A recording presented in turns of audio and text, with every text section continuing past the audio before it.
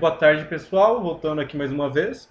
Só recapitulando o último vídeo, o que eu fiz? Eu tinha três colunas lá no último vídeo, que era de capacidade, latitude e longitude, e elas estavam em formato varchar.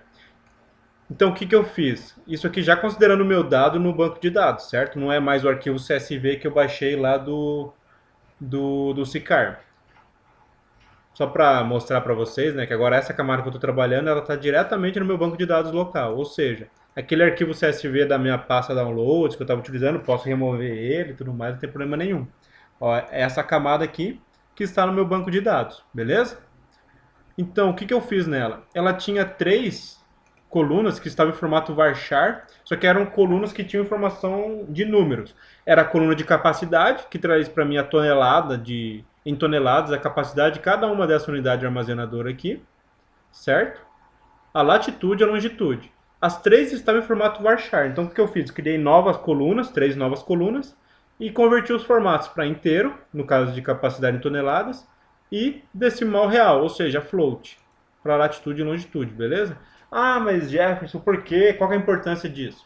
A importância disso é que se eu for fazer algumas análises utilizando essa coluna de capacidade, por exemplo, e ela estivesse no formato varchar, eu não conseguiria fazer, porque por mais que eu saiba, eu como usuário, que essa informação é uma informação numérica do tipo inteiro, no meu banco de dados ela estava como varchar. Então eu não conseguiria fazer isso, entendeu? Então por isso que eu precisei converter ela para um formato inteiro aqui. Qual tipo de análise poderia, por exemplo, eu poderia fazer? Nesse caso é o seguinte, ó. Se eu vir nessa camada aqui, ó, você pode habilitar a camada do Google. São pontos que estão no Paraná aqui, certo? Porque são as regras de filtragem que eu utilizei e tudo mais. Se eu for no meu banco de dados, eu já tenho algumas camadas adicionais lá no banco, dos vídeos anteriores. Eu vou abrir uma delas aqui só para me auxiliar. Ó, eu venho aqui, ó, vetor UFBR, certo? Essa camada já está no meu banco, eu baixei ela nos vídeos anteriores, subi no meu banco de dados, fiz a importação bonitinho. Quem quiser saber como que foi feito, só ir lá no meu YouTube e LinkedIn, olhar as séries anteriores de vídeos e você dá uma olhada lá que tem como fazer isso aí, como eu adicionei essa camada de vetor, onde que eu baixei e tudo mais. Nesse caso, essas unidades federativas do Brasil são do IBGE, eu baixei lá no IBGE e é esse shapefile aqui, ó. Perdão, não esse shapefile, né? Essa camada vetorial, porque como está no meu banco já não é. Ela era um shapefile que eu baixei do IBGE e fiz a importação para o meu banco de dados. Agora ele é uma tabela ali no meu banco de dados. Então é o seguinte, pessoal, só para mostrar aqui para vocês melhor, porque acaba ficando, se eu deixar carregado somente isso aqui, acaba ficando muito poluído, certo? Então eu vou deixar aqui, ó, só para mostrar para vocês. Então, são dados, são unidades armazenadoras dentro do Paraná. São só essas que existem no Paraná, na base do Sicarm? Não. Tem muitas outras. É que a forma que eu selecionei as unidades lá para mostrar para vocês nessa primeira pegada, nessa primeira abordagem, só me trouxe essas camadas de esses pontos aqui como resultado. Agora, o que eu posso fazer? Eu posso, por exemplo, vir aqui ó, nas propriedades, duplo clique na camada de vetor unidades. Em simbologia, eu posso vir aqui, ó, mapa de calor, por exemplo, ponderar pontos. Ou seja, eu posso. Aqui são poucos pontos, então o mapa não vai ficar tão interessante assim. Se tivesse muito mais pontos, ficaria melhor a análise. Mas se eu fizer um mapa de calor aqui, ó, apply. Se eu fizer um mapa de calor sem utilizar nenhum tipo de ponderação, ele vai considerar somente a quantidade de pontos, nesse caso de unidades. Ou seja, nessa região aqui, ó, eu tenho muito mais unidades armazenadoras do que nessas outras aqui. Isso em quantidade. Ou seja, ele faz uma densidade de pontos.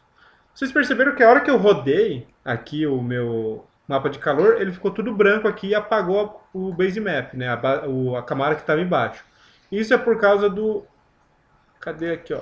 Por causa... Eu habilito aqui, ó. E eu posso fazer o seguinte, vir nessa primeira cor aqui, ó, e colocar a transparência. Ó. Aí, ok. O que acontece? Ele está indo do branco para o preto, né, a cor. Então, tudo que fosse menor concentração fica branco e ele vai gradualmente até o preto. Agora eu aplico novamente, aí sim. Agora o que acontece? Lembra que eu tenho um campo de capacidade? Eu posso selecionar ele aqui, ó, e utilizar ele como ponderador. Observem aqui, que agora eu não vou considerar somente a densidade de pontos, mas eu também vou pegar cada um desses pontos e considerar peso para eles, que é a coluna de capacidade. E eu posso apply aqui. Ou seja, notem que sem nenhum, nenhum, nenhum campo para ponderar aqui, ó,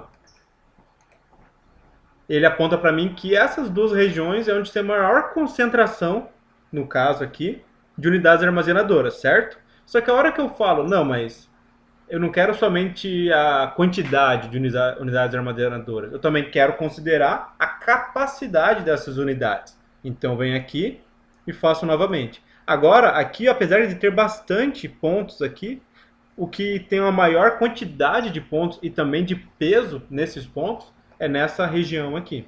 Beleza? Então, essa transformação de formato de varchar para inteiro, nesse caso da coluna de capacidade, me possibilita algumas análises em cima do dado, beleza? Isso aqui vai evoluir. Então, pessoal, eu vou parar, digamos assim, de trabalhar esse dado aqui agora. A ideia é o seguinte, lembra que eu comentei que isso aqui era só para mostrar, fazer um briefing do que seria trabalhado? A ideia agora, nos próximos vídeos, eu vou baixar os dados do SICARM para todo o território nacional, ou seja, não somente o Paraná. Eu vou filtrar os dados lá de forma a trazer de todo o território nacional, criar uma base de dados para o território nacional, importar o banco de dados e aí sim trabalhar, beleza? Então, até o próximo vídeo, pessoal, e um grande abraço.